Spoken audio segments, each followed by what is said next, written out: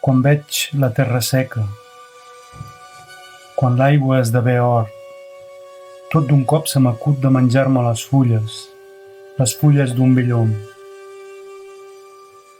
i fer-me créixer branques als dits, i fer pujar la saba per tot dins meu, recorrent un cos inert, endurit en soca.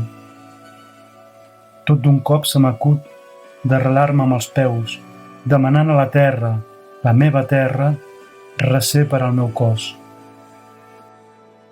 Això diuen, i és potser del tot cert, que més enllà de l'horitzó inert, la terra ja no és terra, sinó desig.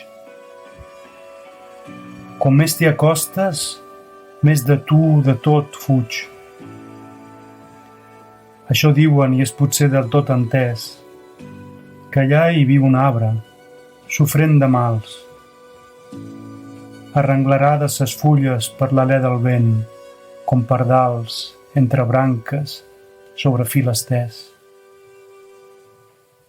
Això diuen, i potser jo ho vull així, que demà serà el moment, l'instant precís que la casa del cel, on hi ha el dolç núvol, i n'hi harà de nit l'estel rúfol, des de fa temps oblidat.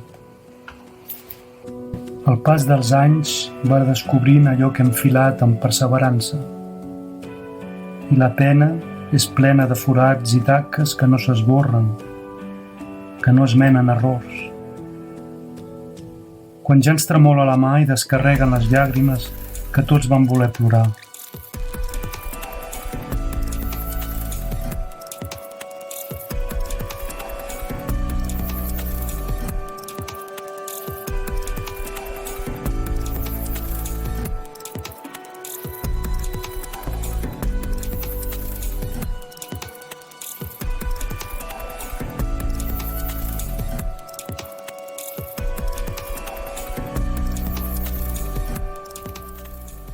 Si fugen les ones que trenquen aquí vora meu i tornen suaument humides a refrescar la meva pell, si la vida és un mirall trencat on els reflexos que d'ell sorgeixen deformen el meu sentiment, no vull veure l'altre jo, confús deixant enrere els núvols.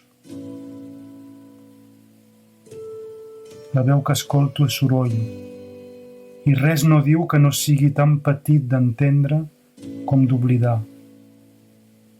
El soroll que escolta la meva veu, res no sent que no sigui tan gran com insignificant.